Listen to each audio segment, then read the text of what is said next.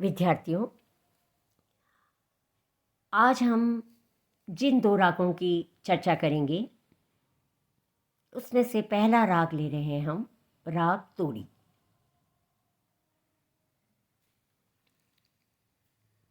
तोड़ी जो है एक बहुत ही अच्छा गंभीर प्रकृति का बहुत लोकप्रिय राग है।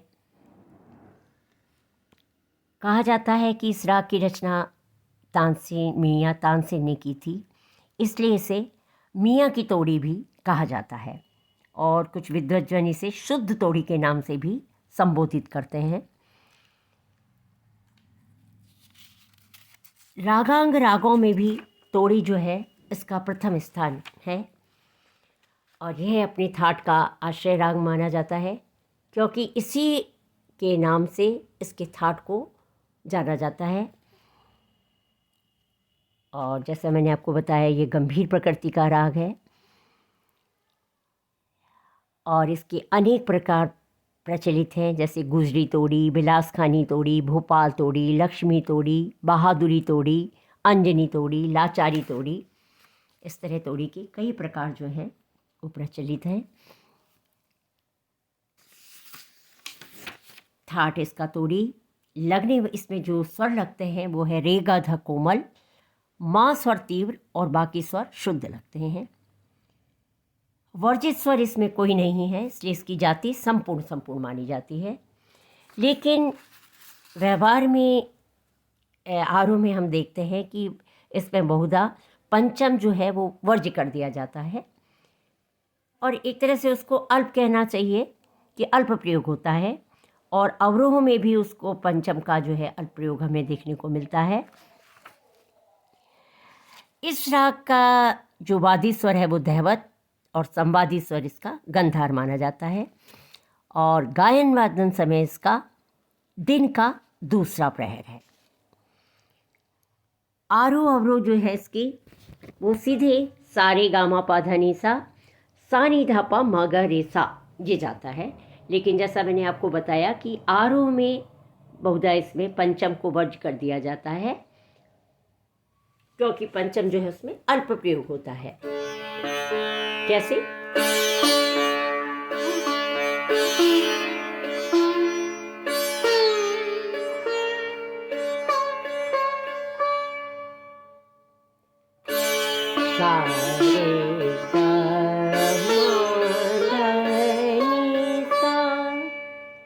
अब अवरोह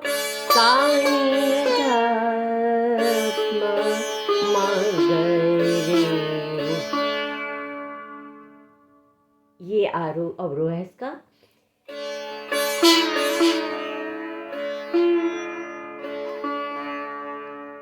ये रेगा रेसा जो है ये इसका स्वर समूह जो है इसका रागवाचक है और ये इसमें जो हम देखते हैं कि गंधार का प्रयोग जो है वो आरोह में रे के सहारे से यानी ऋषभ के सहारे से अति कोमल प्रयुक्त होता है।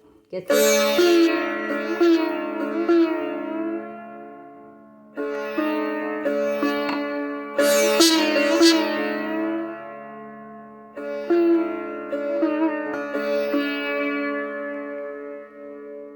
और अवरोह में जो है वो उसका स्वर लगाव मध्यम के सहारे स्थिर होके प्रयुक्त होता है गंधार।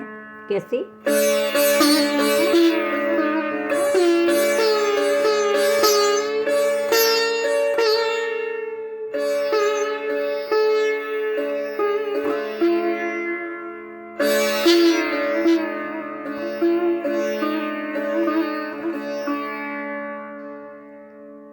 तो इस तरीके से ये तोड़ी राग जो है आता है। अगला राग हम जिस पे हम चर्चा करेंगे वो है राग मुल्तानी।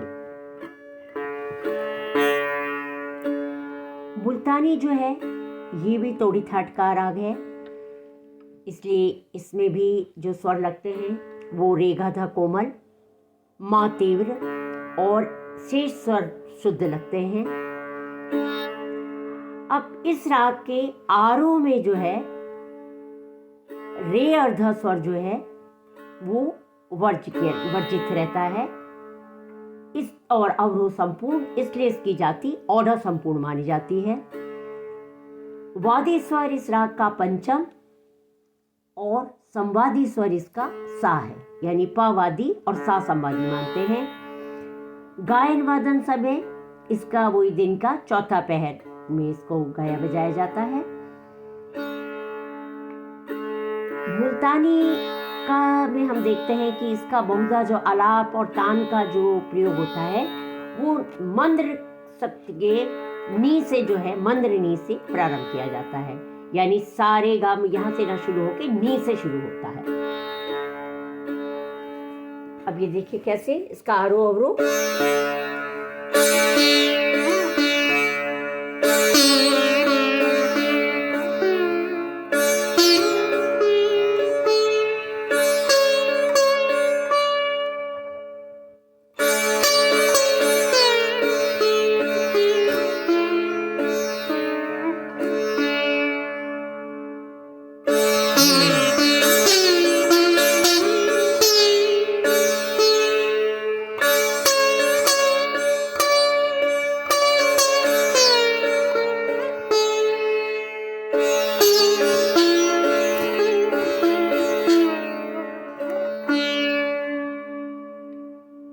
अब इसका मेन जो मुख्य स्वर आता है वो राग स्वरूप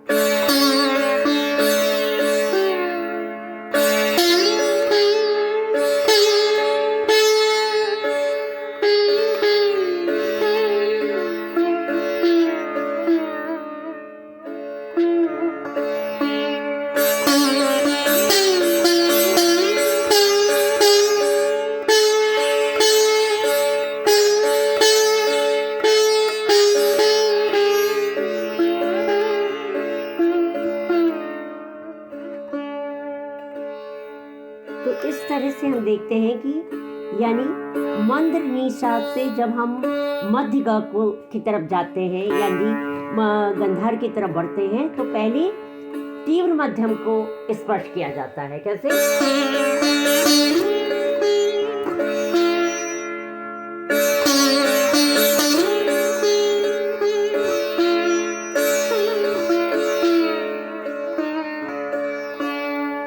इस तरह से इसका प्रयोग किया जाता है। और यह मुल्तानी राग जो है इसका चलन मंद्र, मध्य और तार इन तीनों सप्तकों में समान रूप से होता है। और इस राग को जो है परमेल प्रवेशक राग भी माना गया है, परमेल प्रवेशक राग माना गया है। इसका कारण यह है कि यह दिन के अंतिप्रहर का राग है और इस राग में कोमल गंधार के साथ साथ कोमल रेधा भी प्रयुक्त होते हैं।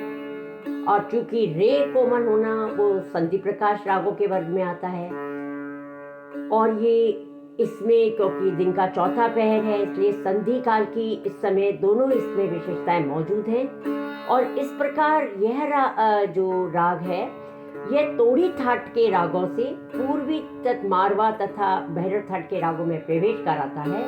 अतः इसे परमेल प्रवेशक नाम राग जो है का परमेल प्रवेशक राग कहा जाता है, क्योंकि परमेल प्रवेशक का अर्थ होता है कि वह राग जो दो थाटों के बीच का राग होता है, यानी एक थाट से जब दूसरे थाट में प्रवेश कराता है तो वो परमेल प्रवेशक राग कहा जाता है। इसलिए ये जो है राग जो है परमेल प्रवेशक राग है।